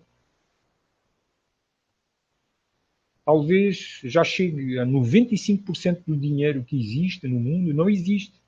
É um buraco imenso. Se as pessoas fossem para os bancos todas tirar o dinheiro que o banco diz que elas lá têm, não existe dinheiro. Não existe dinheiro para essas pessoas todas. Todo o dinheiro que virtualmente as pessoas veem lá o númerozinho no caixa eletrónico, esse dinheiro não existe, cara.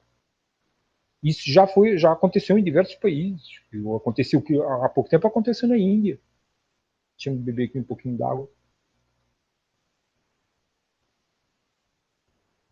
Há pouco tempo aconteceu na Índia, que a coisa começou a haver uma crise lá e as pessoas desesperadas correram para os bancos para tirar dinheiro, acabou o dinheiro. Não há dinheiro. Aí as pessoas tiveram que ficar dormindo na boca dos caixas, esperando que as seguradoras fossem lá carregar novamente dinheiro nos caixas. Porque não há. E isso acontece, já se sabia desde o início que foi criado o sistema de crédito e de empréstimo, né, que é o crédito, já se sabia que isso ia acontecer. Porque imagina, se tu tens 50 reais, né, na mão e tu tens 50 reais em ouro, digamos assim, aí alguém pede 10 reais emprestados. Tu vai emprestar 10 reais a essa pessoa, não estou explicando bem. É difícil explicar assim por áudio, é difícil explicar. A questão é que quando se faz empréstimo, está-se criando dinheiro que não existe. Aí ainda fica juros em cima, que mais dinheiro que não existe. Aí isso vai se multiplicando e vai se multiplicando. Cada vez que se faz um empréstimo, está-se criando juros que não existem. Está-se criando dinheiro que não existe. Olha, essa bolha durante séculos que já está acontecendo isso não sei, há uns 200 anos que isso está a acontecer, né? Todo esse sistema bancário, se calhar há menos de 200 anos, né? Simplesmente isso vai explodir. E está quase. Os indícios todos estão mostrando que está quase. O que é que se vai conseguir fazer negócio com o quê? Com água, com ouro, com diamantes, pedras preciosas, que tiverem à mão, né? Essencialmente é isso. Por isso é que eles estão comprando muitas quantidades de ouro. E existem, depois aí pode-se entrar também teorias aí que os caras sabem que vai acontecer desastres e não sei o quê, e esse dinheiro é para fazerem escavações e cidades no interior da Terra, mas aí já é outro assunto.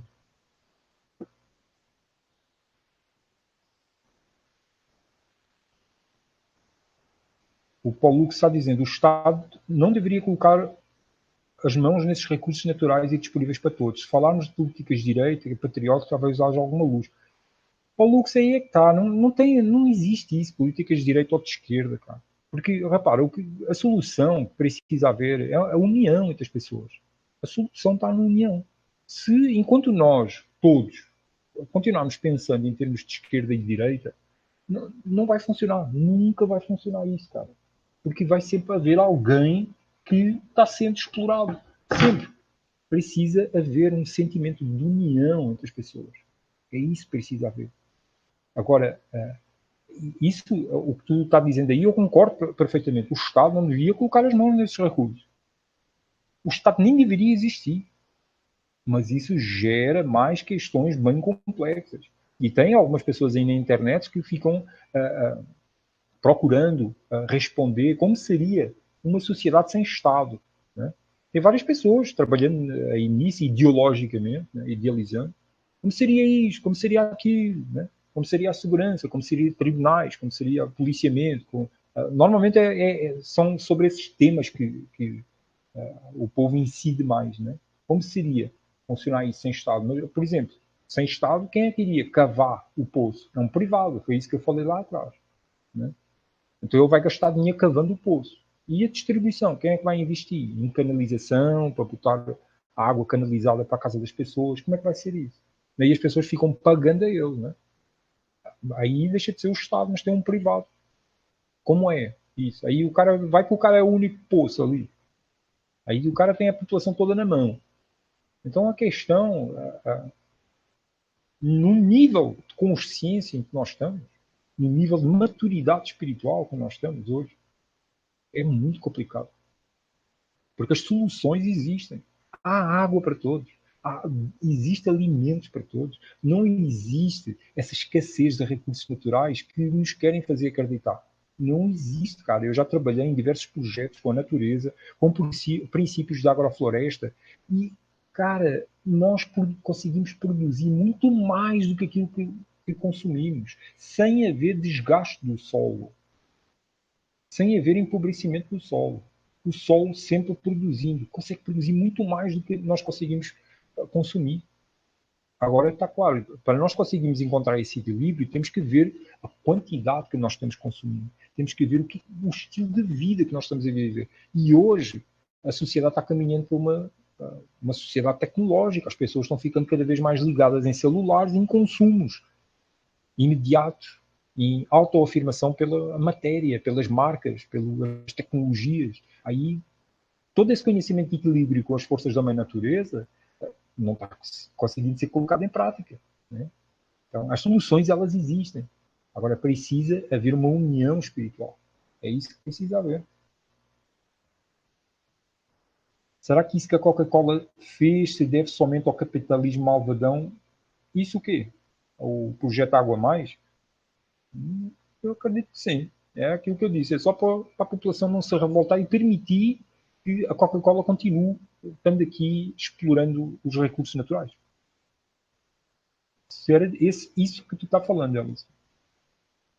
O Eros Lanza diz, existe uma carta chamada Brasil do Jogo, RPG, lançando nos anos 90, falando do roubo descarado das riquezas naturais. Isso é... Já, olha, o Monteiro Lobato, o criador do Sítio do Pica-Pau Amarelo, em 1920, nos anos 20, aliás, do século XX, ele já alertava o Brasil para a existência de petróleo no Brasil e que esse petróleo estava sendo roubado para os Estados Unidos. Quer dizer, isso nos anos 20, olha aí. Isso é uma coisa que já sabe há muito tempo. O que a Coca-Cola fez deve-se apenas e só os governos permitem isso. Exatamente. É todo um arranjo entre corporações e representantes das corporações dentro do Brasil. Os governos são deuses, são sim, exatamente. São corporações que estão por trás dos governos. E, essencialmente, corporações banqueiras. Porque quem está por cima disso tudo são os bancos. E por isso é que o povo diz que são os judeus, né? Porque a maior parte dos bancos centrais, eles estão na mão de judeus. Mas não só. Aí é que está. Não só.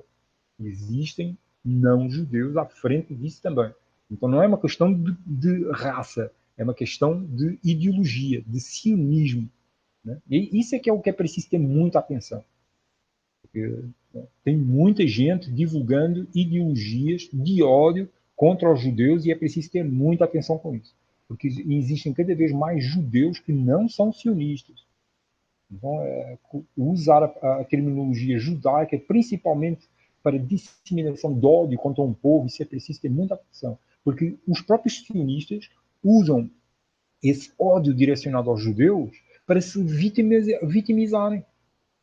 E criarem, como por exemplo, essa coisa de não se poder colocar em causa o revisionismo, não se poder fazer um revisionismo histórico do Holocausto judeu da Segunda Guerra Mundial. Porque, não, eles estão nos atacando. Né? Nos mídias, olha esses preconceituosos nos atacando. Né? Então, quer dizer, nós não estamos, ao dizer que são os judeus que estão controlando o mundo, não estamos sendo verdadeiros, porque são sionistas, judeus e não judeus. E quando nós dizemos que os judeus é que estão no controle e que começa-se a atacar os judeus, eles usam esse argumento equivocado para se auto-vitimizarem e fortalecerem a existência do Estado de Israel.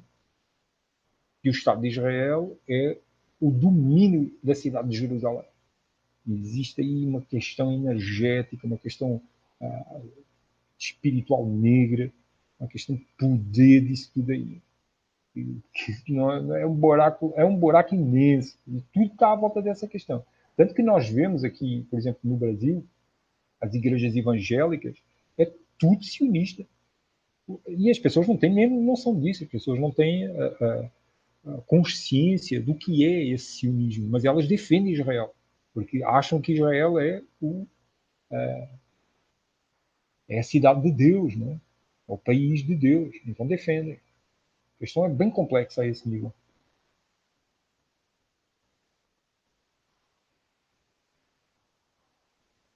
Opa. É isso mesmo, Ivone. 250 anos de água para todo o planeta. Não é brincadeira.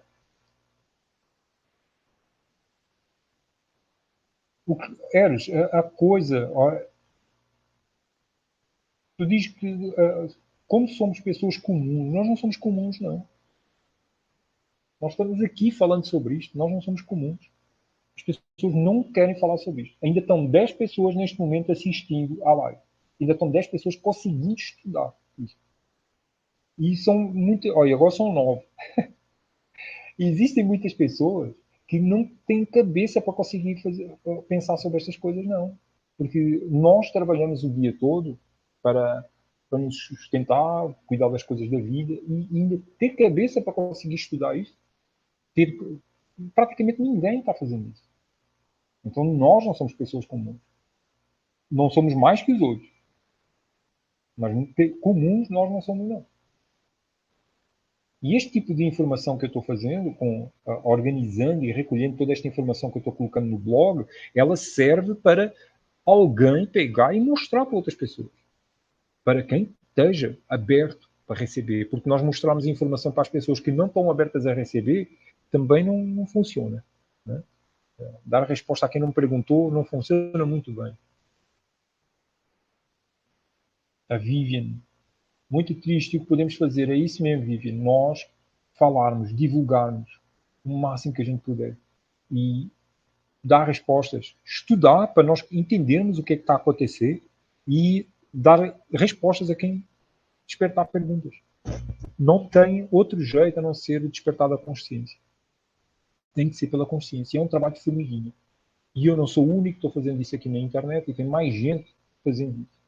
Cada um dando o seu melhor, procurando divulgar as coisas da melhor forma possível, uns mais ligados na parte espiritual, outros mais ligados na parte ufológica, outros mais ligados na parte do sistema de controle, outros mais ligados no sistema da saúde, com as vacinas, outros mais ligados na alimentação. E todos nós estamos aos poucos a contribuir, trabalhinho de formiguinha, para despertar a consciência uns dos outros. E eu agradeço muito que vocês estejam aqui e que venham acompanhando o meu trabalho.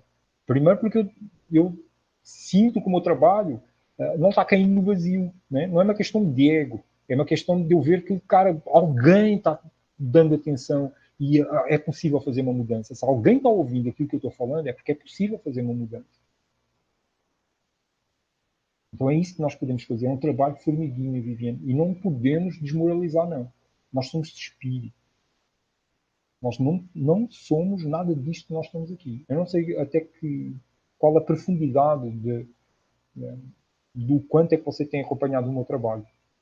Mas existe uma parte do meu trabalho que trata sobre percepções espirituais de nós mesmos, para nós podermos integrar toda esta informação do sistema de controle e nós conseguimos integrar e saber como é que devemos lidar com ela.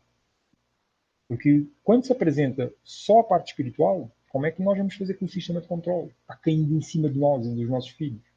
Quando nós ligamos só na parte do sistema de controle, como é que nós vamos suportar se não tivermos uma base espiritual? Então, tudo isto que nós estamos aqui estudando, não somos nós. Isso é a primeira coisa que nós precisamos ter bem em nós. O que eu sou. espiritualmente o que eu sou. Eu sou luz. E o que é isso? O que significa? Essa busca interior sobre o que eu sou é aquilo que o sistema de controle não quer que nós pesquisemos mesmo. O sistema de controle, essencialmente, ele procura ocupar o tempo das pessoas para as pessoas não poderem meditar.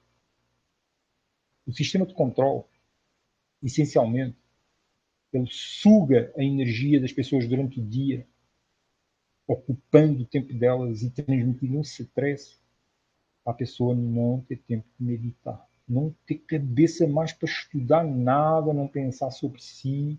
E a maior parte das pessoas o que fazem é bebem uma cervejinha, conectam-se no automático no computador, na internet, na televisão e depois vão dormir. Aí cuidam dos filhos e tal, tem aquela coisa. E nós somos algo muito maravilhoso. Eu não sei assim, se você já viu outros vídeos meus dentro desse campo mais espiritual. Se não viu, procure ver. Pode ser que lhe faça sentido alguma coisa daquilo que eu me apercebo e que procuro partilhar. A Ivone diz, eu sempre compartilho, mas sinceramente não vejo muito retorno. É verdade, ainda no outro dia eu estava falando disso com o Ellison, né? Que quando ele partilha alguma coisa de trabalho meu, nunca tem retorno, não tem. Mas alguém está lendo.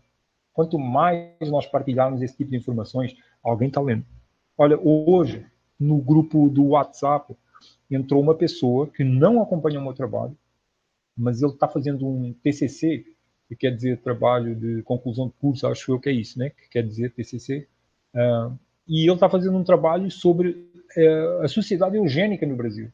Aí o cara procurou, escreveu tudo na internet e não encontrava nada. Aí encontrou o meu vídeo. Aí na descrição do vídeo, tal e qual como neste aqui, tem lá um link para acessar ao grupo do WhatsApp. Aí ele entrou e teve acesso, né? A gente conversámos, fizemos contato com o Facebook e eu enviei todos os documentos que eu tenho sobre a eugenia no Brasil.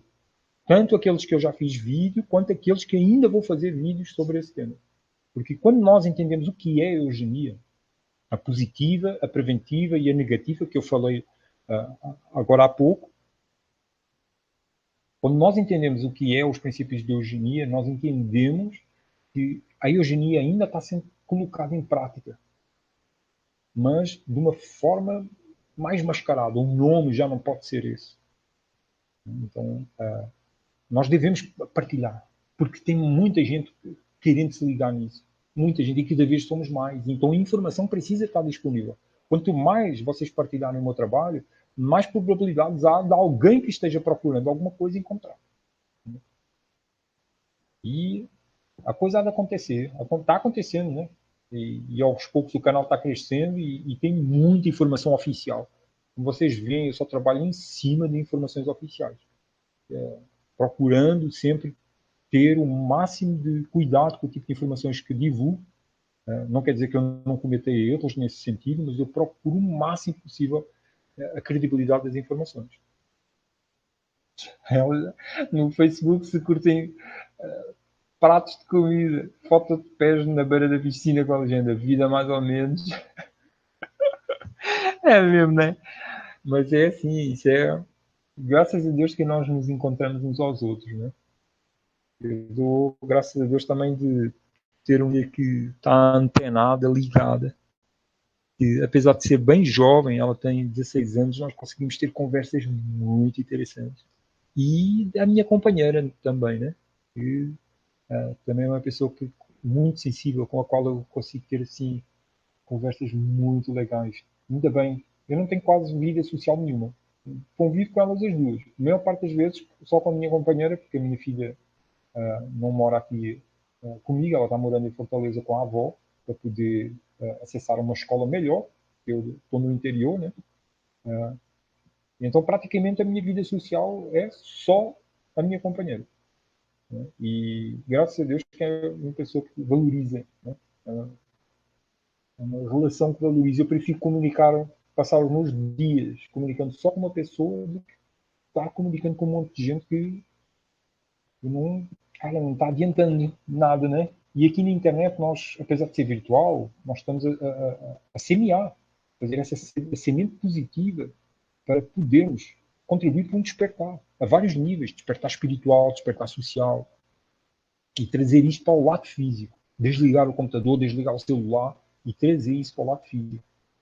Porque uma das armadilhas que está sendo colocada é um dos objetivos dos caras é a curto prazo, é a tecnologia 5G e que as pessoas fiquem 24 horas conectadas na internet. Através da internet das coisas. Eu estou me preparando para fazer um vídeo sobre isso. A Ana C diz: temos o direito natural, ou seja, está aqui embaixo, temos o direito natural, ou seja, aquele que discorre do próprio direito à vida, do usufruto dos recursos naturais abundantes neste mundo. Até isso está com os dias contados. Exatamente, Ana. Eu também penso a mesma coisa. Eu acho que sinto que nós temos o direito a acessar a esses elementos básicos da nossa vida, a vida e a qualidade de vida. Né? Agora, é uma questão de consciência, é uma questão de coração. Como é que nós vamos fazer isso? Porque nem toda a gente tem iniciativa para furar um poço e criar uma distribuição. Nem tem dinheiro para fazer isso. Então, como é que isso se faz? Para que todos tenham esse acesso gratuito a uma água. Como é que isso se faz? Aí vem a questão imposto. Imposto não deve existir. Então, como é que isso deve acontecer? Precisa haver, conversar sobre isso. Mas no coração, tendo sempre o sentimento de união e que todos têm que ter acesso gratuito. Então, vamos encontrar a solução para fazer isso. O dinheiro existe no mundo. Olha o dinheiro. Existe. Existe a riqueza no mundo. Existe material. Como é que nós vamos fazer isso? De forma a não prejudicar ninguém. Não é?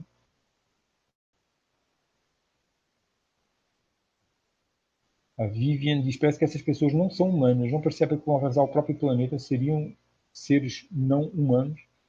Vivian, sim, existem algumas linhas de pensamento que acham que existem seres não humanos governando o planeta e tudo.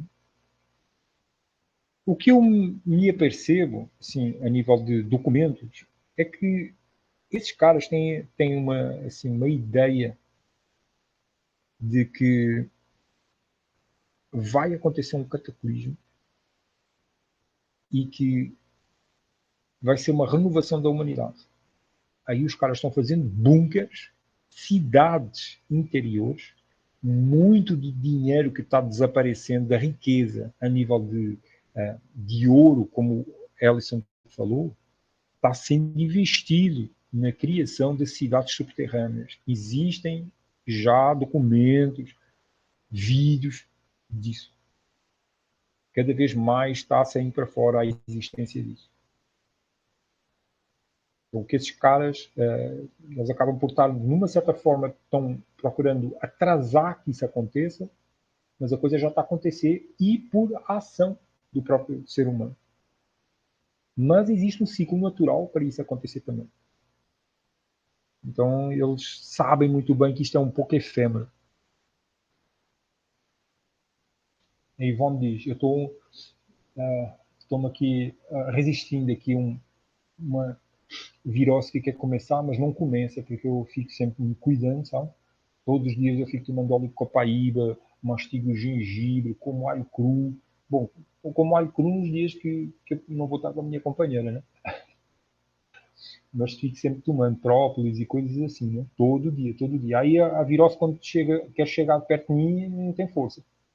Ou uma gripe, ou qualquer coisa, quer chegar perto, ela chega perto, mas não consegue pegar. Um dia eu livro-me dela. Eu começo a sentir aí está, isto que eu estou falando aqui tem tudo a ver com isto que nós estamos falando. Que é este tipo de conhecimento que o sistema de controle não quer que a gente tenha. Né? E nós, ao estudarmos todas estas coisas, começamos a ter conhecimento das forças também natureza para podermos fazer as escolhas certas em pequenas coisas na nossa vida. Por isso é que nós estudamos isto. Então, o despertar espiritual, esse amor que nós vamos criando por nós próprios e pelos outros e pela própria natureza, ele serve para nós podermos fazer pequenas escolhas certas, que fazem toda a diferença. Ora, eu ao ter conhecimento das forças da natureza, eu vou usar ela para me defender, por exemplo, de uma gripe. Eu não vou tomar vacina de gripe a mim, nem me passa isso pela cabeça. Eu tenho próprio, tenho copaíba, uso copaíba todo dia. 5 gotas, copaíba, eu tomo todo dia. Aí às vezes faço intervalos. Paro um tempo e tomo novamente. Alho cru, cebola crua. Alho cru e cebola crua. Isso, poderoso. Gengibre. Mas pegar um pedaço de gengibre e mastigar. É este tipo de conhecimento que eles não estão querendo que nós tenhamos. Isso são as coisas simples. Vocês vejam um filme, sintam esse filme, que é o Capitão Fantástico. É dos filmes mais lindos que eu já vi. E o momento mais lindo daquele filme, mais significativo, é o silêncio no final. O silêncio daquela família no final. Que diz tudo. Está lá tudo. Se vocês já forem ver esse filme, eu vi pela segunda vez agora há pouco tempo. Eu vi a primeira vez, deixei passar assim uns meses e fui ver a segunda vez. Que coisa linda aquele filme. Nós vemos que o cara falha algumas vezes ali, mas no final, vejam, porque é isso que o sistema não quer. A Ivone diz, outra coisa que falo há anos é o avanço evangélico na política. Agora é que tem gente falando também, como o mestre Aleph, por exemplo. Eu sou, exato, querem... Já está falando outra coisa, né? Pois é. Mas não é só evangélico, Ivone. Essencialmente, o grande avanço que está acontecendo dentro da política nacional são de maçons, da maçonaria. Essencialmente. Eu já mostrei isso também num vídeo. Né? É o domínio da maçonaria em Portugal, no Brasil e no mundo. Eu estou fazendo essa série, já fiz 2 vídeos. Eu vou fazendo várias séries e Deus me dê anos de vida para eu poder fazer estes estudos todos o máximo possível enquanto eu andar aqui nesta terra. Porque esses evangélicos, os evangélicos foram criados pela própria maçonaria. Aí é que está a ironia da coisa, né? Porque o que eles estão adorando, os evangélicos, nada mais é do que o demônio. Né? Esse Jeová, que é, como Jesus fala dele, né? Que é pai da mentira, homicida desde o início. Né?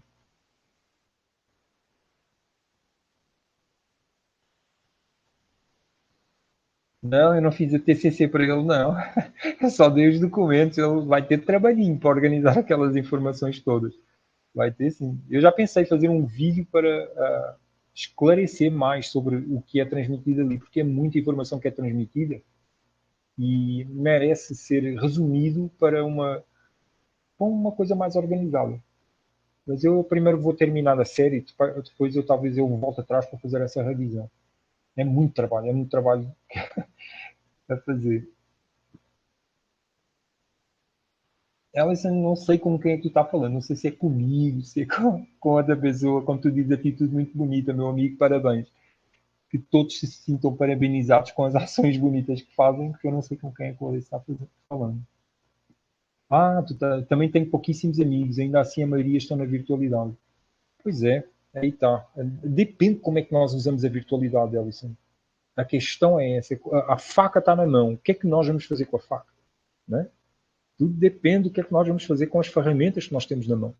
E nós estamos usando a internet de uma forma muito vantajosa para nós.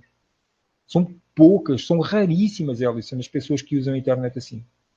Porque se tu for examinar bem, são sempre as mesmas pessoas que a gente vai encontrando em diferentes grupos e são alguns milhares de pessoas. Ora, perante uma realidade brasileira de 213 milhões de pessoas, alguns milhares que andam aqui se encontrando uns aos outros no canal de um, no grupo do outro, são simplesmente um universo bem pequenino. Nós somos pouquíssimos a usar a internet de uma forma inteligente. Não é tanta gente assim, não. Agora, o impacto que nós temos é muito forte. Porque para os governos, por exemplo, já estarem a tomar medidas contra os grupos que divulgam, os grupos que são anti-vacinas, é porque então esta pequena quantidade de pessoas está tendo um impacto muito grande, não é? Aí é que é. É nessas pequenas coisas que nós vemos assim, olha, estou aqui fazendo um vídeo, estou falando aqui umas coisas, algumas pessoas estão ouvindo. Qual o impacto que isto tem real? Não é? Qual o impacto que eu estou tendo realmente? Mas não sou só eu, tem um bocado de gente já falando. E cada uma dessas pessoas não estão só falando na virtualidade, elas também têm contato com o mundo assim, físico, não é? E então cabe a nós abrirmos a mente das pessoas. Quando nós tivemos essa oportunidade, eu estava me lembrando agora de uma situação muito engraçada. Eu desde criança que eu vejo objetos voadores não identificados, coisas que eu não sei o que é. Eu vejo, já tive uns assim mais próximos, mas não sei o que é. Aí eu já peguei assim algumas pessoas, assim que na oportunidade certa, eu agarro assim no braço delas e aponto assim para cima e pergunto: Ei, o que é aquilo que está ali? Eu vejo assim uma coisa, vejo né? Uma coisa passando, aí estou assim com alguém perto, eu digo assim, cara, este cara aqui está pronto. Aí agarro assim no braço dele e eu, ei, o que é que ele está ali? Teve um jovem, pá, com uns 20 anos de idade, eu estava trabalhando num projeto com a natureza aqui perto, e era de noite já. Aí eu vi assim, uma dessas luzes assim, sabe? Muito linda assim. Aí eu agarrei assim no braço dele, chamei ele, ei fulano, vem aqui. Mas eu agarrando no braço dele e puxando ele, né? Aí cheguei assim a olhar para ele, e de repente olho assim para o céu e aponto. Ei fulano, o que é aquilo ali? Ele ficou assim, de boca aberta a olhar. Ei Daniel, o que é aquilo? Eu não sei não, resolve-te aí, administra aí essa informação agora, vai lá. E fui-me embora, deixei ele lá, olhando para a luz e aquilo tendo um impacto dentro dele. O que é que mudou dentro dele, né? Uma pequena contribuição. Depois, mais tarde, a gente falou sobre isso, eu disse a ele, já vi e tal, né? Mas eu deixei ele ficar lá recebendo o impacto daquela experiência. E nós, se procurarmos assim, com coisas assim pequenas, né, nós podemos fazer uma diferença muito grande, às vezes, na perspectiva, na percepção de vida de uma pessoa. E não tem outra maneira. Como é que era o nome dela? A Viviane, né? Perguntou o que é que nós podemos fazer. É isso mesmo, Viviane. Nós devemos ter a paciência do sábio, né? Procurar ter a paciência do sábio, porque ter a paciência do sábio não é fácil. E nós contribuímos com a nossa gotinha de água, com o nosso trabalhinho de formiguinha, sem que o nosso trabalho tenha o tamanho que Deus quiser. Vamos colocar aqui a palavra Deus. Certo? E porque verdadeiramente, se nós tivermos, vou falar novamente, o sábio. Se o sábio estiver fora da cidade, sentado debaixo de uma árvore, meditando, nada disto que está aqui a acontecer importa. Quando nós desencarnarmos, é o conhecimento que nós temos. É o autoconhecimento que nós temos de nós mesmos, do que somos, que é importante. O amor que está em nós. É isso que é importante. Nada, tudo o resto é só para atrapalhar. Então, nós estudamos aqui, essencialmente nós estudamos por causa daquela máxima, conhece-te a ti mesmo. Essa máxima não é por causa, conhece a ti mesmo. Então, nós ao descodificarmos o sistema de controle, ao mesmo tempo nós estamos descodificando onde é que está a ilusão em nossa percepção de nós mesmos. Porque pelo menos metade do estudo da espiritualidade é o estudo da força não positiva. Espiritualidade não é só luz, não. Espiritualidade é trevas também. Aqui na Terra é. E nós precisamos aprender qual é o caminho do meio, do equilíbrio, para a libertação de tudo isso. E a libertação não é como alguns também dizem, que é o vazio. Chega lá, é vazio, é nada, é chato, não tem nada para fazer. Aí voltam a reencarnar, né? Porque não tem nada para fazer, se querem fazer, voltam a reencarnar, né? A libertação é algo esplendorosamente mais maravilhoso do que qualquer palavra tridimensional possa descrever. Por isso é que nós estamos estudando aqui o sistema de controle, para nós identificarmos a mentira, identificarmos a ilusão. E o Ellison diz, pois é, Ivone, Jesus falou, deixe que os mortos enterrem seus mortos, vá e prega a palavra de Deus. É isso mesmo, está aí nessa frase aí. Eu também adoro gengibre. Ai, cu, sempre tomo, diz a Ivone. Eu também. Pois é, quem trabalha em hospital não toma vacina não. Sabe o que é, né? Tem algumas pessoas que tomam, mas tem muita gente que não toma. E muitas enfermeiras estão sendo obrigadas a tomar vacina. Por que será que elas não querem tomar, né? O Edir Macedo é da maçonaria, sim senhor Ivone. Ah, era comigo mesmo, né, Elison? Tá bom. A Sónia diz, devemos usar bem mesmo a internet até quando deixarem. Pois é, até quando deixarem. Aí é que está a palavra-chave, né? Porque quando foi as eleições agora do Trump nos Estados Unidos, começaram com a história que as fake news, né? As notícias falsas, tinham influenciado a eleição do Trump. Notícias falsas, fake news, divulgada pela RT, a Russian Television, e pelo governo russo, que isso tinha influenciado no resultado das eleições americanas. Né? Aí essa história do fake news começou a ganhar mais força. Né? E o fake news, verdadeiramente, é um argumento para acabar com a liberdade de expressão. Deixa-me ver aqui se eu consigo ver aqui. Aqui, ó. Ai, ah. Eu vou tirar o vídeo do YouTube. Espera aí que eu fiz aqui uma coisa que não era para fazer. Ah, ainda estou partilhando. Sim, sim, estou compartilhando. Legal. Olha aqui, ó. Isso aqui é uma notícia. Está aqui, ó. Facebook entrega ao Ministério Público Federal a lista de 196 páginas banidas por fake news no Brasil. Isto aqui começou com a história aí do MBL, né? O Movimento Brasil Livre, que teve várias páginas que lhe pertenciam e que não estavam com a identificação que era do movimento. Aí o Facebook resolveu apagar essas páginas, esses perfis.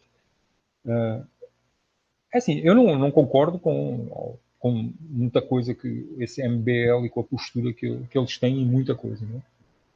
Mas é a liberdade de expressão deles, liberdade de ideias. Né? Porque é que eles vão de ser censurados e banidos?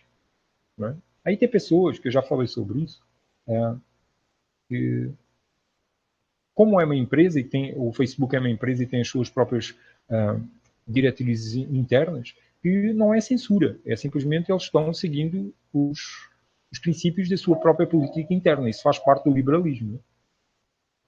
Mas, sendo eles um veículo de divulgação de informação e de comunicação entre as pessoas, e divulgação de ideias, inevitavelmente, será que não é censura quando se apaga a página de alguém só porque ela está falando coisas que o Facebook não concorda? E o que eu achei ainda mais assim interessante, escabroso, estranho, foi que o Ministério Público Federal de Goiânia é que pediu, não? Ele pediu esta lista das páginas banidas pelo Facebook. E eu pergunto, mas por que o Ministério Público Federal está interessado em quais páginas é que o Facebook baniu? Né? Aí nós vemos aqui, aumentar aqui um pouco a página para vocês poderem ver, que o Facebook anunciou a exclusão de 196 páginas em 87 perfis brasileiros, acusados de gerar divisão e espalhar desinformação. Como assim? Seria muito interessante isso. O relatório, depois eles mostram o relatório aqui mais abaixo, tem um link para o relatório, que não está assim. O que o relatório diz, revela, são as políticas internas do Facebook. Eu depois até pensei também fazer um vídeo só sobre isso. ou pelo menos um artigo para o blog. E, diz a informação de quais são os IPs correspondentes a esses perfis e os nomes das páginas ou do perfil que foi excluído. Né? Mas não tem mais nada assim. Não diz o porquê disto. Gerar divisão e espalhar a desinformação. Como assim? A informação é uma coisa que as pessoas têm que ter o critério, que não têm, aí é que está, mas deveriam ter o critério para saber o que é informação, desinformação, o que é mentira, verdade. Só que as pessoas divulgam qualquer coisa. E ao divulgarem qualquer coisa, mesmo aquilo que é mentira, sem verificar a veracidade da informação divulgada, elas estão a auxiliar a que se fortaleça a censura à liberdade de expressão, com esta nova onda de fake news, como eles chamam. Né? Mas é muito interessante isso, né? Porque é o Ministério Público Federal que vai pedir ao Facebook do Brasil que revele quais são as páginas. Para que o Ministério Público está interferindo nisso? Por que está metendo o bedelho? Não sei se tem esse termo aqui no Brasil. Né? Eu vou fazer um trabalho sobre isto aqui. Voltar à página do Facebook que eu tinha pagado.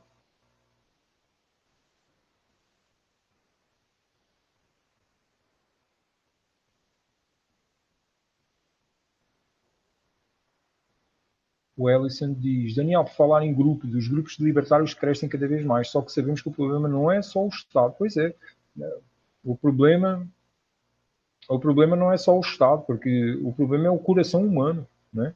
Porque o sistema proposto até pode ser muito perfeito, mas se o coração continuar focado na desunião, na competição, na ganância, na busca de poder e de ter, aí o sistema pode ser muito perfeito, que nunca vai funcionar. Né? Então, a mudança é mais profunda do que simples mudanças no sistema. Mudar o sistema é só paliativo. Legal, Ivone, nutricionismo. E o Ellison diz: Jorge Soros fala sobre a importância de controlar cada vez mais a internet. Pois é, por causa da fake news. Aí tá, esse termo aí está ganhando força. Na Alemanha, o Partido Pirata obteve 8% dos votos das eleições. Com isso, alertou bastante quem estava no poder na época. Pois é, existe muita coisa acontecendo que está fortalecendo esses caras. Por isso é que nós devemos divulgar, estudar e divulgar os nossos estudos para que a ignorância comece a acabar. Está na nossa mão. Ninguém vai fazer isso por nós. Não existe um Messias chegando que vai esclarecer toda a gente e salvar toda a gente. Isso é uma ilusão, cara. Porque as pessoas ficam achando que vai chegar algum extraterrestre salvador, um político salvador, um Messias salvador. Sim, mas continua tudo com o coração cheio de amargura e cheio de veneno e ciúmes e orgulho e inveja e competição e ganância. E aí, o Messias não vai limpar, faz assim um milagre, limpa o coração, toda a gente vira santa. É isso? E aí pronto. Se isso fosse verdade, já tinha sido feito. Se houver realmente o poder, né? Existe. Mas dizemos assim, se houver realmente um poder messiânico para fazer isso, por que ainda não fez? Por que é que deixa tudo esta coisa? Né? O poder somos nós, o Salvador somos nós. Mais uma vez, colocar o Salvador fora de nós é nós não estarmos a assumir a responsabilidade. Nós temos os agentes de transformação positiva. Nós temos que trazer isso para a nossa consciência. Ser agentes conscientes de transformação positiva. E é preciso divulgar a informação, muita informação, para que a população comece a acordar. Eu sou de Portugal, estou aqui no Brasil fazendo. Ainda hoje eu disse isso à minha companheira, eu sinto que eu estou no lugar certo. É aqui mesmo, na hora certa, que eu estou fazendo este trabalho todo. Bom, meus amigos, eu já estou aqui falando já há muito tempo. Ixi, já vai para quase 2 horas que eu estou aqui falando. Acho que foi o maior hangout que eu fiz assim sozinho. E eu ainda estou aqui com a virose a querer me atacar. É assim mesmo, eu não paro não. Sempre a avançar. E eu fico muito grato aí pela vossa presença, pelo vosso apoio, pela vossa contribuição que me auxilia a eu desenvolver as ideias para podermos ampliar esta percepção sóbria sobre o sistema de controle e uma percepção sóbria sobre a nossa vida, a realidade espiritual em nós mesmos.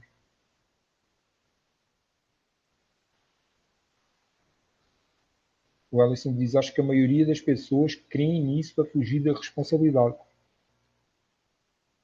Ellison, eu não sei se as pessoas intencionalmente elas creem nisso para fugir da responsabilidade. Os programas de controle são tão profundos, cara. São tão intensos, tão fortes, que a maior parte das pessoas elas não conseguem nem raciocinar com o jeito, cara. É só nós conversarmos com as pessoas, assim, né, com pessoas de várias denominações religiosas, para ver o que elas pensam, cara. E tu vê que aquilo elas começam a falar e aquilo ali elas não estão pensando o que estão falando. Vê-se mesmo nitidamente, elas não estão pensando, elas estão repetindo. Aquilo é um programa que está nela.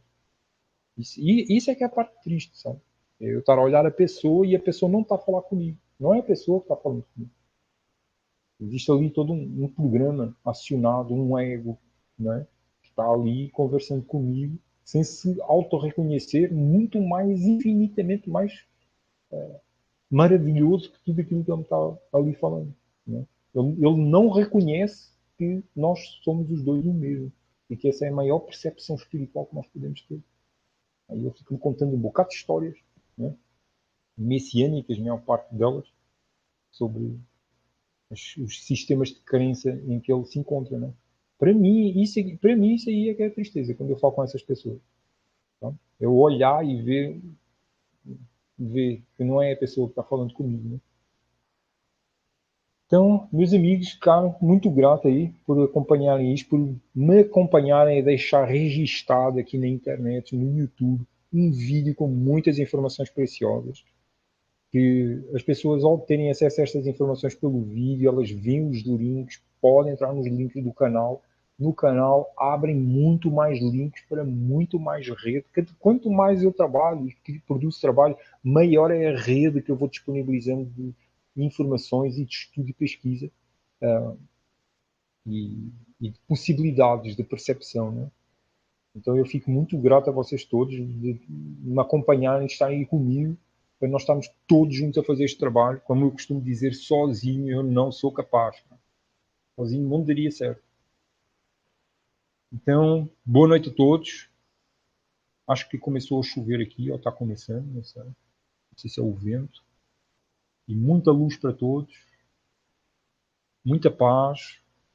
Acreditem que isto é muito mais do que nós estamos aqui nos apercebendo em termos físicos. Mantenham a luz acesa dentro de vocês. Tempos não muito fáceis estão sujeitos a surgir daqui para a frente. A coisa está se condensando, a energia está se adensando, dá para sentir, quase que dá para cortar a atmosfera com uma faca. Sabe? A gente está, mas mantendo o foco, o amor. Tudo bom para todos vocês, tá? Grato aí.